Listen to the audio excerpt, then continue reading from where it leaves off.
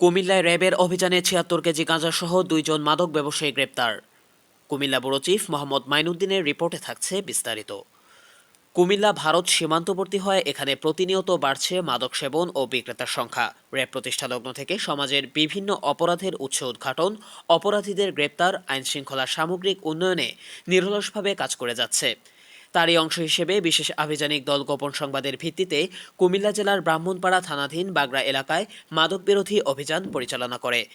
অভিযানে মোহাম্মদ রাশেদ মিয়া ও সাইফুল আব্বাস নামক ২ জন মাদক ব্যবসায়ীকে গ্রেপ্তার করতে সক্ষম হয়। এ সময় আসামিদ্বয়ের হেফাজত হতে ৭৬ কেজি গাঁজা ও মাদক পরিবহন কাজে ব্যবহৃত একটি কাভার্ড ভ্যান উদ্ধার করা হয়।